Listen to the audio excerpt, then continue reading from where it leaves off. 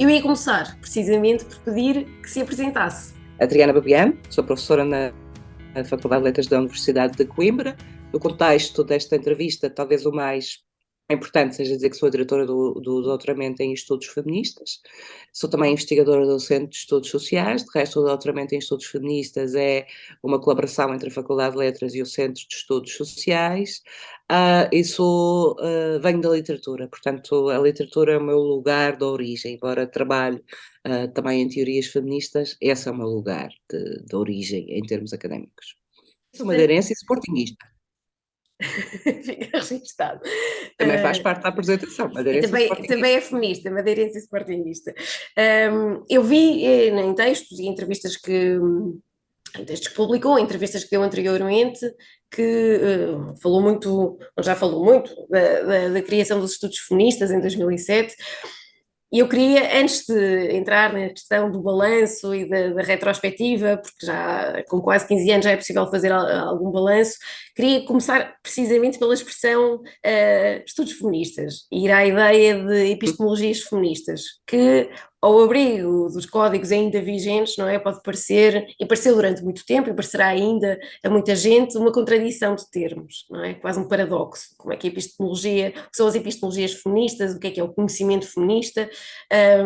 Se pudesse dar-nos mais pistas sobre o que é a epistemologia feminista, o que é que são os estudos feministas, o que é que trazem de novo? A epistemologia feminista é colocar as mulheres na posição de sujeito da construção do conhecimento.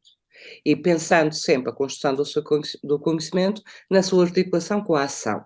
Portanto, só faz sentido fazer estudos feministas, ou para mim, só faz sentido fazer estudos feministas se esse conhecimento se transformar, for traduzido numa transformação social. Não faz sentido nenhum pensar os estudos feministas como sendo uma área do conhecimento que está fechada na academia. Portanto, daí também que estou aqui com todo o prazer, porque essa ligação com os movimentos para mim é importante. Talvez sou agora, eu não diria um paradoxo, mas talvez sou agora um bocado estranho por causa do nosso momento político, não é? Portanto, normalmente agora falamos de estudos feministas, mas quando falamos na academia, na academia e nas instituições do Estado, a palavra que mais usamos é género. Mas isto é uma coisa recente, quer dizer, o género, a palavra gender, que se traduzir por género, é um anglicismo que foi adotada pelas instituições portuguesas e também pela Academia Portuguesa e pelas mulheres portuguesas, um bocado no seguimento das normas europeias e das instituições europeias. Portanto, afirmou-se no discurso a palavra género, né? Antes, historicamente, se nós pudermos pensar uma evolução histórica, eu diria que esta área do conhecimento começou por ser estudos sobre mulheres, né? De resto, em termos académicos, começa na Universidade Aberta, em Lisboa, com o mestrado em estudos sobre mulheres. Se nós pensarmos bem, com rigor, estudos sobre mulheres, teoricamente, coloca as mulheres na posição do objeto de estudo, ok? É essa a diferença teórica entre essa designação e a designação de estudos feministas. Os estudos feministas, quando a própria formulação é uma formulação mais in your face, mais afirmativa politicamente, nós dizemos logo o que vimos, e o que vimos é a transformação social. E depois os estudos de género são mais, é uma designação, como digo, vem das instituições europeias, mas é mais abrangente, né? E por exemplo, pode englobar os queer studies, né? Portanto, tem essa flexibilidade. Na prática, estudos sobre mulheres feministas e de género, neste momento, aliás, nós usamos essa terminologia, até usamos o acrónimo, estudos sobre mulheres feministas e de género. Na prática, nós trabalhamos na mesma área com as mesmas posições. A nossa origem é que é diferente e o nosso momento histórico é diferente. Por exemplo, quando nós fundámos os estudos feministas em Coimbra, fundámos como mestrado em 2007, para nós, e isto foi uma coisa discutida, já poderíamos ter designado por estudos de género, mas nós quisemos ter essa posição política explícita. Por outro lado, quando o doutoramento em estudos de género em Lisboa são fundados, A palavra género, para discutir, para designar esta área, já se tinha implantado, já havia outro entendimento da palavra. Portanto, não resulta, a opção resulta do momento histórico em que as coisas são feitas. Mas como eu gostaria de repetir isto, na prática nós, independentemente da designação que nós usemos, trabalhamos da mesma forma em todas as áreas. E obviamente que agora, quando se fala de estudos sobre mulheres, é claro que são as mulheres enquanto sujeito do Enquanto conhecimento. sujeito de Na conhecimento origem é que também, está claro. pensado de uma outra forma. Tinha uma designação que parecia mais científica, enquanto que a designação de estudos feministas é explicitamente política, não é? E é confundido por vezes com feminismos, embora nós temos confluências e vivemos em diálogo, mas estudos feministas é trabalho, é conhecimento, é construção de conhecimento, não é? Como eu digo aos meus alunos e alunas de temas dos feminismos contemporâneos, uma cadeira de licenciatura que eu tenho, esta cadeira é uma cadeira universitária, não é conversa de café, não é? Porque há essa tendência, e eu encontro muito entre os meus alunos e alunas de licenciatura, a tendência para confundir uma área de investigação com ativismo, e não é ativismo. Quer dizer, eu entendo que dar aulas sobre estudos feministas é uma forma de ativismo, mas isso é outra coisa. Esta São era uma coisas pergunta que eu queria diversas. fazer-lhe. Como é que, se o Diga. conhecimento é uma forma de ativismo, se a produção de conhecimento é uma forma de ativismo, é uma forma de militância, nomeadamente falou aqui do compromisso político dos estudos feministas, não é? Se encara isto como uma forma de militância e uma forma ativa de estar, de fazer política também. Ah, é uma forma, eu entendo particularmente a docência como uma forma de ativismo, não é? Se eu estudo, no caso dos estudos feministas, mas noutras áreas também, por exemplo, esta manhã dei uma aula de uma cadeira que dou em estudos artísticos que se chama Corpo e Representação nas Culturas Contemporâneas. E o quadro teórico da cadeira é cidadania visual. Pronto. E o que eu faço ali é ativismo. Portanto, eu ao mostrar, no sentido que estou a fazer uma educação para a cidadania, estou a usar ou fazer uma reflexão sobre representações do corpo, seja em pintura, em murais, em escultura, em cinema, eu estou a criar consciência nas pessoas sobre a forma como as representações do corpo, neste caso, criam inclusões e exclusões. Criam e na forma como nós podemos, pela observação dessas representações, repensar o humano ou pensar o humano no sentido da sua inclusão. Portanto, em estudos feministas, é isso também que nós fazemos. Uma forma uma área de conhecimento, ou várias áreas de conhecimento, na verdade, porque abrange várias disciplinas, que pretende criar uma maior consciência das pessoas, dos problemas atinentes às questões das mulheres ou da identidade sexual, das diversas identidades sexuais, também das diversas identidades, e ao criarmos essa consciência nas pessoas, as pessoas irão modificar, para além de modificar o seu entendimento, modificarão os seus comportamentos e isso leva à transformação social. E isso é política. Mas mesmo as pessoas que ensinam cadeiras em áreas ditas absolutamente científicas, e note-se o meu sorriso e as minhas muitas aspas, têm uma posição política, É todo o político. conhecimento traduz uma posição política, na medida que traduz uma posição sobre a sociedade em geral, seja na observação da sociedade presente, seja naquilo que projeta para o futuro. É uma forma de ativismo, não é ativismo no sentido de que não temos de andar para a rua manifestações, e não, mais propriamente, e eu agora estou a pensar enquanto professora, não podemos usar os conceitos e as palavras de uma forma ligeira, sem pensar sobre elas. Pronto. Coisa que acontece muito nos movimentos, pronto, que é que os movimentos têm a sua função e fazem o que fazem. Nós temos uma obrigação da questionação e da reflexão. Basicamente é essa a diferença. Mas há uma fratura muitas vezes entre movimentos, mesmo os movimentos feministas e as associações, o ativismo e a academia. Não sei, eu não vejo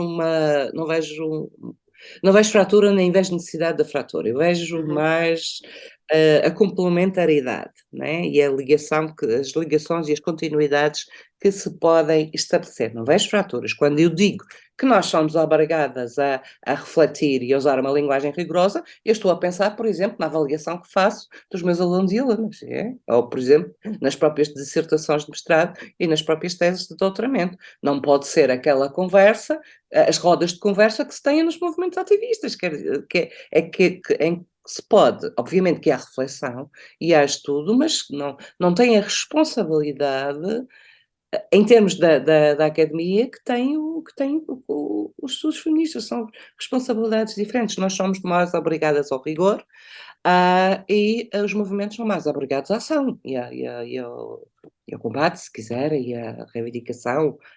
Eu não faço reivindicações nas minhas aulas. Eu crio consciência nas minhas aulas. Não faço reivindicações. As reivindicações são feitas pelos movimentos. Agora, o que eu digo pode levar a uma Bebendo do reivindicação. conhecimento, não é? Sim. Sim. Falou há bocadinho, logo no início, do anglicismo do género, do gender, como se disseminou nas estruturas políticas e no discurso político. E eu gostava, não tinha previsto esta pergunta, mas gostava que falasse um bocadinho sobre isso. Por exemplo, eu não uso género, eu uso no meu cotidiano, eu uso identidade sexual. Não uso género. Pronto, no meu cotidiano. É. Obviamente que quando estou a trabalhar com textos académicos, a partir do momento em que a palavra género se impôs, eu também tenho de lidar com a palavra género. O que eu estou a dizer é que o que se chama género é a identidade sexual. Portanto, na verdade, havia um conceito em português que é anterior à entrada da palavra género na língua portuguesa. Nessa medida, era desnecessário, se quiser. Mas eu não tenho nada contra o uso da palavra género, quer dizer, não faria sentido eu ter uma posição contra o uso da palavra género, na medida que ela se disseminou e é aquela que é usada, e que é mais comumente usada. Eu, portanto, não tenho nada contra a palavra. O que eu estou a dizer é que não era estritamente necessária, mas isso acontece com muitas outras De palavras outros domínios. que nós adquirimos por contaminação com outras línguas, porque a língua vive e está sempre a mudar, estamos sempre a adquirir novas palavras. Retomando a questão dos estudos feministas, e que nasceu como mestrado em 2007, agora em 2022, que balanço é que faz de todo o percurso, das resistências iniciais, das resistências que ainda existem? Quem é que tem medo ou ainda tem medo dos estudos feministas? Maria Situação. João, eu vivo numa bolha e na minha bolha não encontro pessoas que tenham resistência. Eu só, quando digo que vivo numa bolha, estou a falar da minha faculdade, estou a falar do meu círculo de pessoas amigas e estou a falar do Centro de Estudos Sociais. Eu só me confronto com resistência aos estudos feministas e aos feminismos, não é? Também pela contaminação da palavra, quando estou, por exemplo, em debates em alguns ambientes. É muito raro, porque se as pessoas me convidam para um debate, normalmente são pessoas amigáveis a esta área de intervenção. Portanto, as resistências que eu encontro são essas, são fora do meu espaço. Não me lembro, não me ocorre agora nenhum exemplo que possa lhe dar como um espaço de resistência. Que muito mudou desde que nós começamos com o mestrado, que entretanto extinguimos, porque não conseguíamos ter um mestrado e um doutoramento ao mesmo tempo, não há pessoas suficientes para isso. Mudou, porque, por exemplo, no início nós tínhamos menos candidaturas, no início tinha colegas que olhavam para nós com alguma desconfiança, no início ouvia algumas bocas, alguns comentários jocosos, tive de fazer um trabalho muito grande de pedagogia junto dos meus colegas antes do mestrado ser aprovado, em Conselho Científico, tive de andar a explicar às pessoas o que é que nós fazíamos, a seriedade do nosso trabalho, etc. Eu por lembro-me de exemplo, também ouvir, não queria interrompê-la, mas lembro-me de ouvir uma entrevista onde dizia que tinha fumado muitos cigarros e tinha bebido muitos cafés quando estava a preparar. Foi uma entrevista que fumei muitos. fez com uma colega, com a professora Catarina Martins. Já sei. Foi há pouco tempo, foi Sim, há um ano e sim. pouco. Sim, está bem, não me sabia que tinha dito isso, são conversas informais, portanto, Sim. mas sim, fumei muitos cigarros e tomei muitos cafés nesse trabalho de pedagogia. E agora é tudo muito mais tranquilo, quer dizer, porquê? Porque, desde logo, porque esta área de investigação tem vindo a adquirir cada vez mais validação académica e legitimidade. Estamos a falar de Coimbra, mas estamos a falar de Lisboa, do Porto, do Minho e universidades internacionais, universidades noutros países, portanto, essa resistência na própria academia eu não diria que é encontro, quer dizer, eventualmente haverá pessoas que terão alguma desconfiança a entender e alguns problemas em entender os estudos feministas enquanto área de investigação e docência, mas não se manifestam, ou não se manifestam perto de mim, portanto eu não sei. Agora, que é muito diferente é eu, numa uma história que conto muitas vezes, a minha cadeira de licenciatura Temas dos Feminismos Contemporâneos, que é uma cadeira de introdução a estas grandes questões e é uma cadeira de licenciatura. Eu comecei a cadeira em 2011. Para já, para a cadeira ser aprovada em conselho científico, houve muita discussão, porque não era entendido como ciência, como conhecimento. Mas pronto, fui aprovado. Quando comecei a cadeira, em 2011, tinha exatamente 19 alunas, todas mulheres. 19, exatamente. Mas funcionou o mínimo que se exigia para funcionar. A cadeira funcionar era 15, tinha 19, funcionou. O ano passado tive 110 alunos e, portanto, tem vindo sempre a crescer. Desde logo, em 10 anos, fui crescendo. E é preciso ver que o número de clausos da Faculdade de Letras para as cadeiras de licenciatura é 75. Eu dou autorização para a cadeira ter mais, porque as pessoas Procuram. não me importo, sou eu que tenho que tratar disso, o problema é meu, porque as pessoas realmente procuram a cadeira, e se procuram, eu fico toda contente. É mais trabalho para mim, mas também dá-me também uma certa satisfação. Mas eu creio que estes números são um sinal, um exemplo de como as coisas se modificaram também nestes últimos 10 anos. E modificaram-se nas ruas, para os movimentos, e modificaram-se na academia. É uma transformação, uma mudança que acontece paralelamente nas ruas e na academia, e eu acho que se alimentam mutuamente, ou influenciam-se mutuamente. Mas ao mesmo tempo que acontece a popularização dos feminismos, e eu sei que é adepta do reconhecimento desta multiplicidade, não é, dos feminismos, ao mesmo tempo que esta popularização acontece, também acontece um movimento contrário, de muita reação, não é, de crescentes anticorpos, de ascensão da extrema-direita, portanto, Onde é que neste, estão os crescentes anticorpos? Onde é que estão os crescentes anticorpos em Portugal? Estou-lhe a perguntar. se quer que lhe responda pessoalmente, eu acho que em muitos sítios, mas aquilo que é mais observável na organização da extrema-direita, por exemplo, Ok. Sim, não é? ok, isso é inegável. Isso é inegável.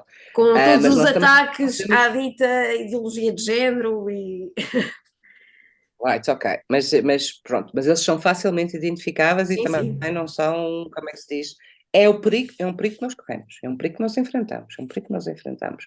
Mas também estão muito circunscritos e são claramente identificáveis. Não é um discurso que tenha triunfado em Portugal, triunfou no Brasil, em larga medida, Sim, por sim. exemplo, não é?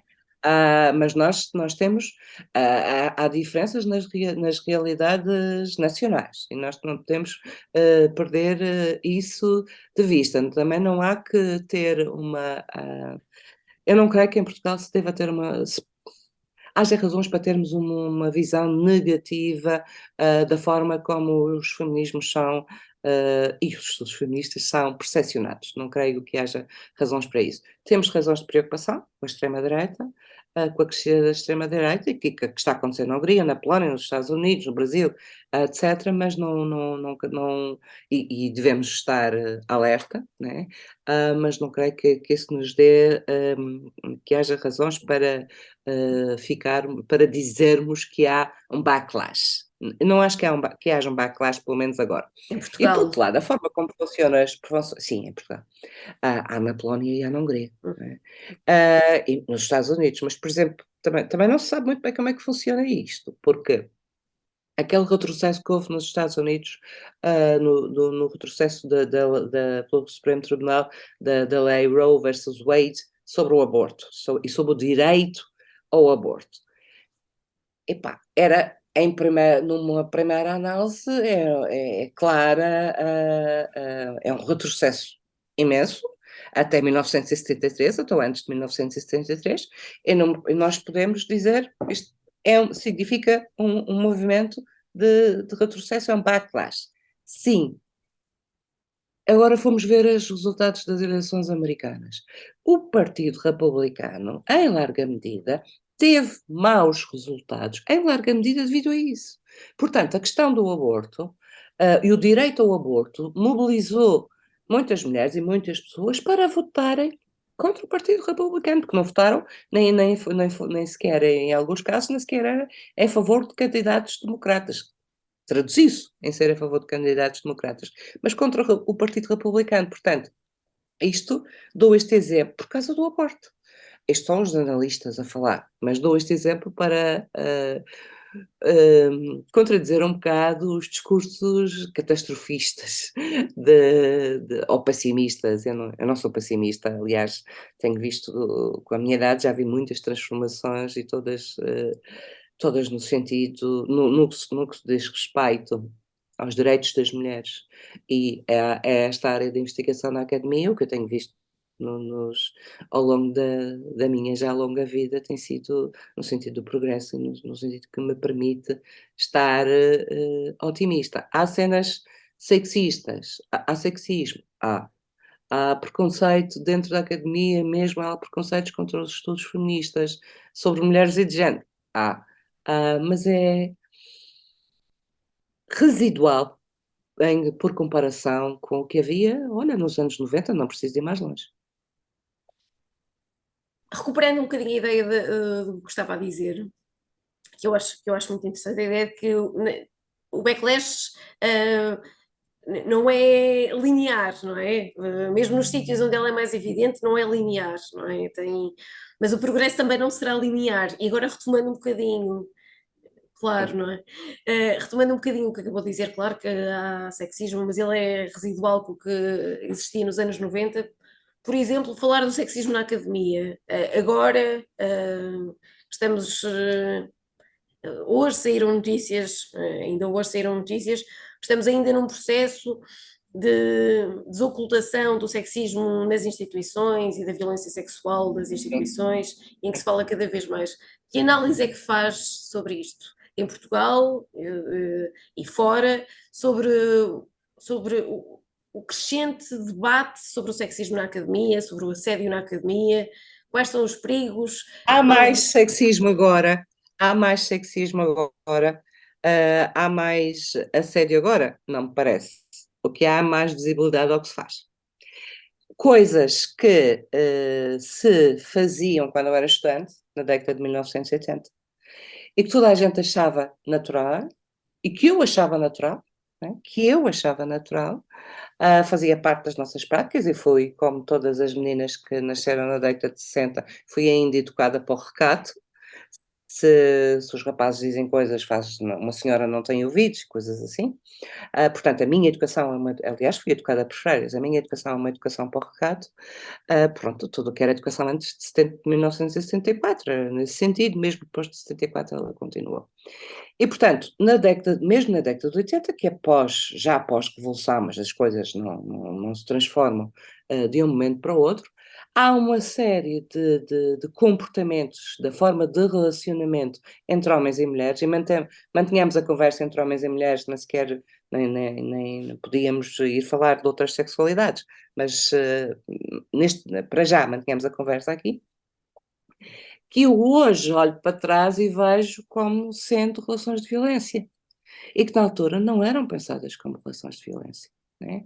Estamos a falar do assédio, estamos a falar das bocas que nós ouvíamos, daquilo que nós aturávamos, do medo que tínhamos em subir, andar em algumas ruas à noite. E agora há a percepção que essas são formas de violência e, portanto, fala-se delas. E é aí que eu vejo que há a importância das ruas, a importância dos movimentos, a importância do trabalho que se faz nos movimentos. Portanto, há essa consciencialização, é uma consciencialização recente. Em 74, o que é que queriam as mulheres? As mulheres queriam uma coisa, eu digo 74 porque há a Revolução. As mulheres queriam uma coisa chamada equipamentos, portanto, queriam casa, queriam creches para os filhos, queriam um serviço de saúde que as ajudasse a cuidar dos filhos, não colocavam em questão, não estava em discussão, estaria em círculos muito restritos. Em 74 eu também era uma criança ainda, também era jovem adolescente, mas não se colocava em questão a divisão sexual das tarefas. Uma coisa, pensar uma coisa, um outro tipo de violência, date rape, portanto, a violação numa situação de um encontro amigável, chamemos-lhe assim. Não era pensada, não existia esse conceito.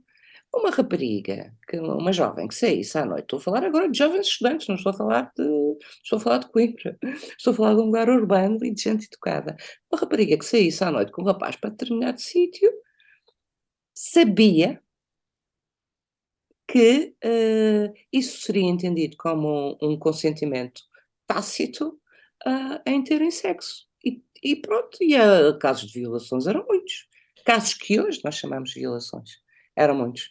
Portanto, o que estou a dizer é que nós temos, para já temos palavras para falar de coisas que antes não tínhamos. Nós não tínhamos essas palavras, não é? Já não sei quem foi que disse. Há dias ouvi isto num debate. Já não sei quem foi que disse. Que foram os feministas que inventaram o assédio. Sim, foram os feministas que inventaram o conceito de assédio. Que Não a deram prática, mas o nome conceito. ao assédio, não é? Quem? Que deram Como? nome ao assédio. Para ou não ao assédio. As coisas para existirem também precisam de nomes, não é? E a partir do momento que existe o nome, existem as situações e é possível falar sobre as situações e é possível denunciar as situações. Há mais assédio hoje do que havia quando eu estava na faculdade como aluna? Lamento, não me parece. Agora, até porque as pessoas agora têm outro tipo de comportamento em regra, como têm mais consciência daquilo que pode constituir violência, os comportamentos mudam. Quer dizer que não há assédio? Claro que há assédio. Eu mesmo sinceramente, para haver assédio, o assédio pressupõe uma assimetria de poder. Period. Essa assimetria de poder pode ser uma assimetria simples como homem-mulher, que em regra, em geral, há um maior poder atribuído ao homem, mas pode ser particularmente no emprego, casos mesmo muito, muito sérios. Agora, infelizmente nós só temos meia hora, já vamos ter de cortar coisas, mas eu não resisto, porque acho que foi das últimas coisas que estive a ler dos textos que publicou, onde falava não é dos desafios, mas vou fazer a pergunta assim, se puder falar um bocadinho dos desafios da universidade neoliberal e do que é que isso traz aos desafios acrescidos às mulheres. Está a falar do Speak Truth to Power, é? Sim, exatamente. Ah, a Universidade Neoliberal e o impacto da Universidade Neoliberal nas pessoas ultrapassam muito os estudos feministas, não é? É um sistema brutal, a universidade é um sistema brutal. É uma universidade como empresa, ou preocupada com a obtenção de resultados em números. Há uma grande pressão sobre todas e todos nós para produzirmos, e produzir números. A qualidade é completamente desconsiderada, e as pessoas estão em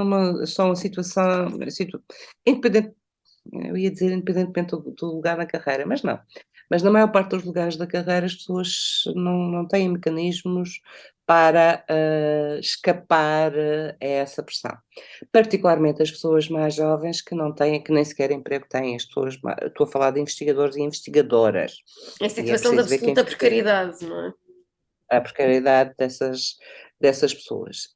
E, portanto, mas é preciso que, seria bom que toda a gente tivesse consciência que são situações de violência diferentes, mas que esta violência se exerce sobre toda a gente na universidade neste momento. Isto é uma coisa que começou nos anos 80, não vale a pena irmos por aí. Portanto, não é exclusivamente nos estudos feministas que isto que se nota o impacto, em tudo, em tudo.